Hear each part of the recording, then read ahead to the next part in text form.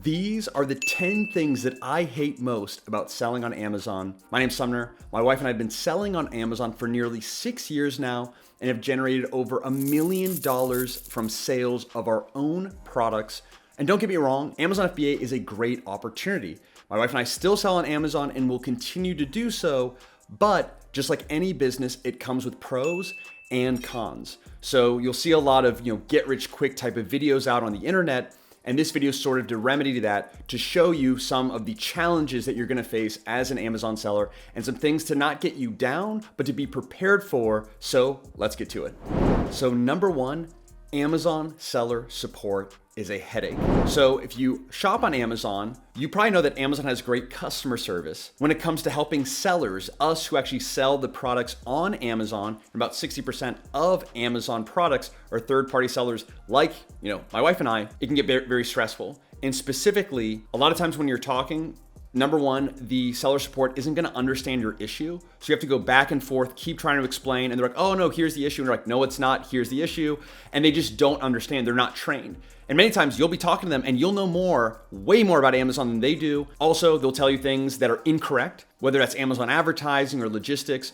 Often there's been some kind of issue where we've raised it and they're like, oh, no, actually this is the case. And it's like, no, it's not. And there's so many instances I can't take into account. It's probably the number one of the top 10 list of the biggest frustration. Amazon says that they're putting efforts to improve this. However, we haven't really seen that yet. There's some different hacks and ways to get around this, and we've made full videos about this, but the reality is it's gonna be a bit of a pain when problems arise, which they do, whether that's inventory, maybe your listing gets flagged by Amazon, Amazon PPC issues of billing charges or little kind of things like that regarding to the Amazon platform itself. And having to deal with seller support can be a bit of a mess. So just anticipate, you have to either do this yourself or hire someone like we have, just get on the phone constantly with Amazon to reach a resolution. So that's number one, seller support. Number two, Amazon is a pay-to-play platform. So you're probably familiar with Facebook ads or Google and YouTube ads, but Amazon advertising, also known as Amazon PPC, is the third largest ad platform on the planet. So Amazon actually makes a lot of money, not just from seller fees. For example, for every sale that we make on Amazon, we have to pay Amazon for storage and shipping and all of that, which I'll talk about later. But they have an advertising platform where you can pay to have your listing show up higher in search results, right? So if you want to show up higher, you need to pay for it. In general, what it used to be, years ago when I started, is you could launch a brand new product on Amazon, meaning you have a brand new listing. Let's say you're selling camera gear. So great, your camera gear listing is on Amazon, and you can actually just start getting sales from people typing in keywords, finding your listing and purchasing. Now that still happens today, and Amazon is a very powerful search engine. You can optimize your listing to appear for all these keywords. With how competition has increased and Amazon's really trying to push and generate as much profit as possible from their ad platform, which they basically charge sellers, right, to use the ad platform and boost their listing and search results. They've made it to where realistically now you need to pay to play. You need to pay in order for your listings to get seen. And again, there are numerous strategies to do this profitably, efficiently, and with relatively low effort and stress.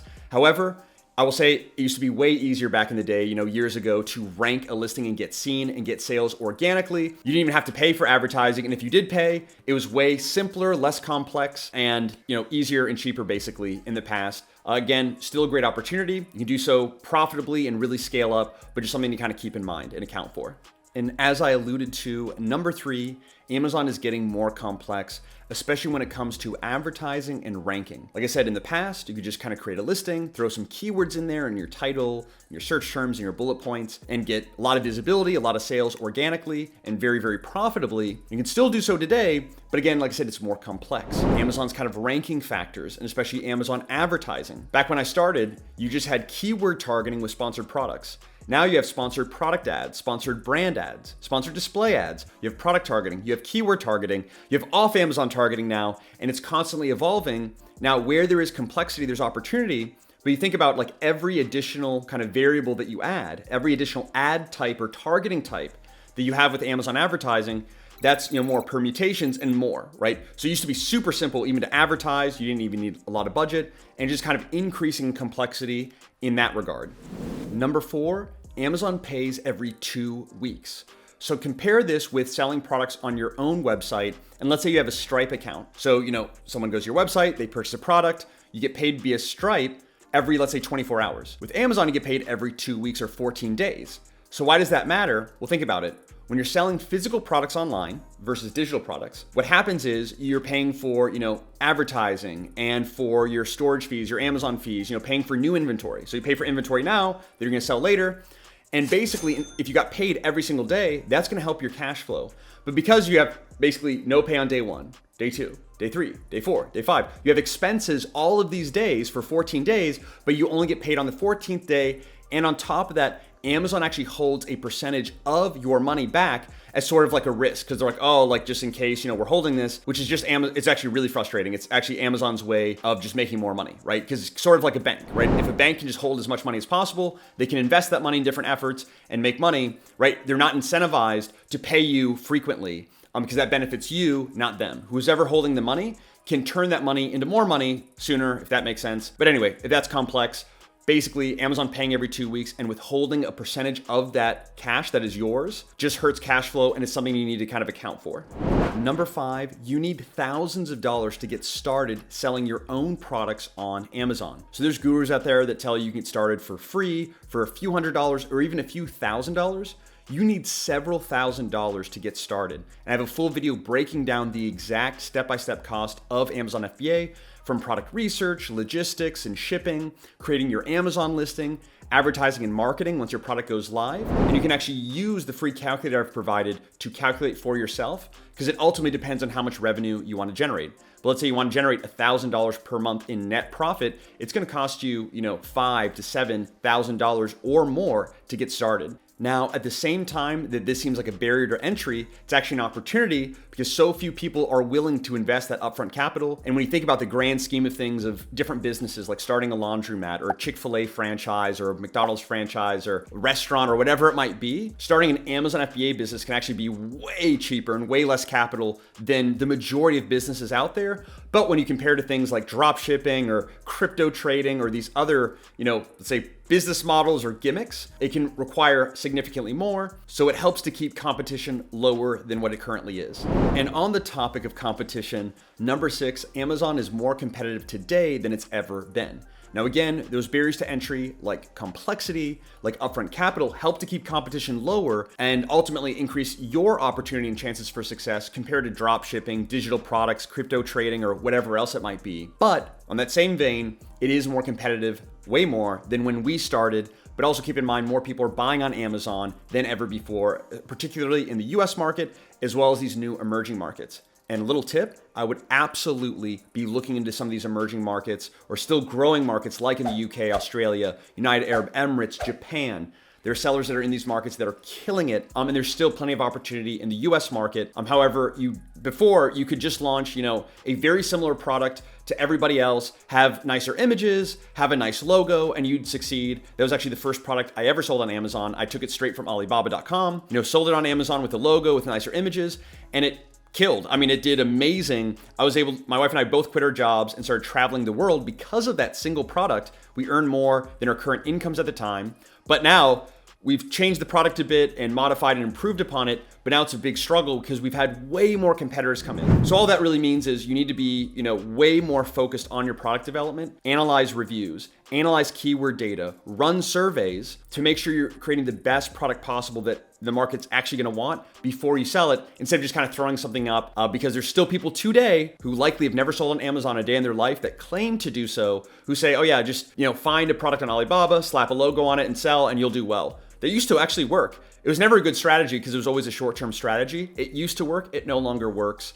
So something to keep in mind. Number 7, thin margins. Selling on Amazon is a volume game. You want to move a large number of units because if you do Amazon correctly, you can expect anywhere from a 15 to 20 or even 25% net profit. So that's actually the money going into your bank or that you use to reinvest or whatever. Keep in mind you still owe taxes on that, but anywhere from 15 to 25% if you do it correctly using some of the strategies that we cover here on the channel. But now if you compare that with digital products, online courses and other businesses like consulting or services, your margins may look very, very different. So keep that in mind, thin margins. The reason for this is you have to think about product costs, right? Of actually producing the product. GS1 barcodes or barcodes you need to put on the product, packaging of the product, shipping of the product, And you also need to pay Amazon for storing your product and for shipping your product. And one of the great things about Amazon FBA is you don't have to have your own warehouse, right? Amazon handles everything, but you can, as a rough estimate, account for about 30% of your sale price will go to Amazon.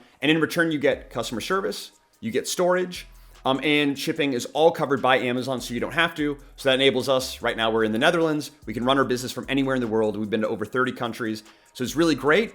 But then keep in mind, we have to factor in, are those thin margins? So you see someone making, 100K a month or even 100K a year, like, oh, 100K a year, that's amazing. Keep in mind, if they're only keeping, 15 to 25, and guess what? They could even be making less than that or losing money because you don't know their business. You don't know if they're profitable or not. You don't know if they fake the screenshot. So you just kind of keep that in mind when you see those results being posted. And because Amazon is a website, that brings us to pain point number 8, which is Amazon glitches, for lack of a better word. Many glitches have happened over my kind of career as an Amazon seller. One of them would be some listings were taken down because they contained the word pesticide in their listing. Well, guess what? This was for all kinds of products. There's people selling, plant holders that were getting listings taken down for the word pesticide when they never had the word pesticide in their listing. So what happened? It was just an Amazon glitch. Amazon glitch, they're using robots because there's so many Amazon listings and Amazon products that they need to manage that human beings can't manage all of them. So they use AI and use, let's say, bots to go through and analyze, and stuff like that happens. So you could wake up as an Amazon seller making great sales, and then all of a sudden, your listing is taken down and says, hey, we've, removed your listing from search results, which means 0 sales because nobody can find your product, nobody can buy your product. And then you reach out to Amazon seller support and they're a pain in the butt. And you finally figure out that, oh, it was taken down because we have the word pesticide, but we don't. And then Amazon seller support after a while looks and like, oh, okay, you actually don't. Here, your listing is now live. So yeah, pesticides was a problem. Also, another little tip, by the way, if you sell on Amazon, avoid using the word adult in your product because Amazon could flag that as an adult product. For example, we were helping for a pro bono client of ours that does really, really great work in the kind of the nonprofit space, included the word adult in their back end, right? Of, let's say, their search terms, because you have a section where you can say, hey, who is this product for? And you're like, oh, it's for kids, it's for adults, it's for whoever. And this used to be more common, it still can happen, where Amazon's like, oh, this is an adult product. This is not allowed on our site, right? Because it's sexual or whatever, even though it's not. Like, no, this is just a product for adults, not an adult toy product or something weird like that. So little things like that kind of happen here and there. That's going to be true of any online business that you have. We have multiple online businesses. We sell on Etsy, on Amazon, on Walmart. We have YouTube channel. We have Udemy and Skillshare, Fiverr. We've been on lots of different platforms. And because of the size of Amazon and because of how high demand this platform is, there's just a lot more glitches that happen. If you're in the Facebook advertising space, it's something similar with that, although maybe not as crazy, but just something that every once in a while, it can be annoying. Sometimes it won't affect you at all. Sometimes it will. And you never really know. It's just kind of something to keep in mind. If you sell any products online, you have to account for inventory, which brings us to point number 9, especially true with Amazon, and that's inventory management. Okay. So with Amazon, again, kind of adding to that sort of complexity, Amazon rewards products that stay in stock and they hurt products that go out of stock. Well, what do I mean by hurt and reward? Reward means, hey, this product has a high conversion rate. That means people, see it and then they buy it. People like this product, basically. Thumbs up, yay. So people like the product, awesome. That's rewarded. We'll show them to more people. And this product stays in stock, okay? Because if you have a product you're selling on Amazon, remember that 30% of every sale goes to Amazon. So Amazon makes more money on products that stay in stock than go out of stock. So what does that mean? If you go out of stock, because you may think, oh, I'll start selling on Amazon, I'll order like 100 units. And if it sells well, then later I'll order more. No. See, that's one of the problems with Amazon is because when you go out of stock, you actually hurt your ranking. So for example, this actually happened to us. With one of our products we sold, it sold way better than expected. It was ranking high, making sales, super exciting. We're making profit. It's awesome. Like we're profitable from like day one. It was great. But then we went out of stock because we didn't order enough units. So we go to our supplier, basically, not really, it's by WeChat, but let's say we called our supplier up in China and we're like, hey, we need more units ASAP. And they're like, okay, it's going to take some time because we have to produce your products. We have to ship your products. So it takes time. It's called lead time. The time it takes when you hit the button of produce more products to the time it ends up available for sale on Amazon, that point in between, that time, the longer. is the harder it's going to be for your cash flow and the more difficulty you're going to face, and the shorter the better. So anyway, we placed a new order. It got into Amazon. I forget, it was like weeks or even like a month later. It was quite a bit of time, and we relaunched. So we turn our campaigns back on, run some advertising, traffic, getting people to see our product. And we were selling, let's say, at this level, and now this is the highest we could ever sell. Our conversion rate's lower. We're like, what is going on? And basically, we realized that Amazon's algorithm is like, you went out of stock. We don't like that. We reward products that stay in stock, so you're never going to get to the same ranking you were before. And the Amazon algorithm, in terms of ranking, getting seen, which then leads to sales, no one has the full picture. If they're claiming to have the full picture, they have no idea what they're talking about. Really, we don't know. But we know from, hey, I did this and then this happened, and we talked to other Amazon sellers, like, oh yeah, 100 other people, the same thing happened to them. Okay, this must be a thing. So it's something to keep in mind, that you can't just like test the platform and be like, oh, let me try selling 100 units. Oh, well, let me order more. It's like, no, you need to like be full in from day one, like ready to sell, however many units. Again, a full video on exactly how to estimate the number of units you should start selling on Amazon. But basically, the more competitive your niche is, the more, sales volume your product type does, the more you'll need to sell. And less competitive niches that I really recommend starting in, way less money is needed, way less units are needed, but basically never go out of stock on Amazon or you will suffer the consequences. And finally, for pain point number 10, we have lack of control. So when you're selling on Amazon, there's two groups of people that you're really reliant on. And there's more, but these are the big two. Number one is Amazon.com, right? Amazon itself, abiding by the rules in terms of service that they have, understanding the algorithm and ranking, keyword optimization, but you're reliant on Amazon. Because think about it, if Amazon decides, all right, no more people are gonna see your product, guess how much money you make? Zero, right? If you're only selling on Amazon, that's zero. Okay, so you're reliant on Amazon, their rules, their platform. And then number two, that a lot of new sellers don't think about, is your suppliers. So the people who produce your products, right? It's in China and Vietnam and Bangladesh, wherever it might be, you're relying on them. So what do I mean by that? Okay, well, we'll give you some real examples that happen to our own products. So there is a giant snowfall in this part of China where we produce a certain type of product. So the factory says, hey, out of nowhere, yeah, we're gonna be closed for 30 days. So that means no more orders for 30 days. So what do? We have to find another supplier, or we have to wait for them for 30 days. And what does that mean? We go out of stock. That hurts our ranking. We have to re-rank. That costs money, right? Just a headache. So you're kind of relying on these two groups, and there are things that are out of your control. On Amazon, if you abide by their terms of service, aside from those Amazon glitches, within reason, you should be okay. Don't hold me to that, right? Things can happen, but you should be okay overall. And most sellers are. When it comes to suppliers, crazy things can happen. Raw materials are now becoming scarce or rare. It's like, hey, this type of material that we used, now there's a shortage from where we were getting it from, and we don't have any more, so we can't make your product. Or yeah, like I said, snowfall, during COVID, a lot of factory shutdowns, or a factory goes bankrupt for whatever reason, because, things happen. So with that in mind, again, not to stress you out, things to be aware of. And this is very different. For example, me compared to YouTube, I'm just reliant on YouTube. It's me, my camera, and YouTube. Pretty straightforward. I don't have these two groups. Like I don't have to have video created by somebody else and then bring it to YouTube, right? And all of that. So this with digital products or content and services. So those two groups are something you kind of have to keep in mind. And that's why it's important to choose the right suppliers as well. Very, very important part of the process, which again, all of this points we've covered on this channel, because the purpose of this is not to scare you. It should prepare you. And maybe you've watched this and you're like, yeah, I don't think I want to sell on Amazon, or, I'm trying to choose a business model to free me from my 9-to-5 like Ali and I did. And that's completely transparent. That's the reason we did Amazon. And it has 100% helped us do that. Without Amazon, we would not have traveled to over 30 countries and completely changed our lives. But go in any business model, rental, real estate, crypto trading, drop shipping, digital products, SaaS, whatever it might be, make sure you know the downsides, because every business model has pros and cons. Every single one. Every single one has challenges you'll have to overcome. So just know them, embrace them, be prepared for them, and you will be ahead of 99% of your competition, guaranteed. And regardless, I hope you found this video valuable, and consider subscribing for more e-commerce and online business tips and tutorial, no BS, honest, and right to the point. And if you're interested in selling on Amazon and want a full, affordable, step-by-step guide from someone who actually sells on Amazon and not a fake guru, then you can find our affordable, step-by-step Amazon FBA course on Udemy, linked in the description section of this video. And as always, honestly, thanks so much for watching and your support. God bless you and your endeavors, and look forward to seeing you in the next one.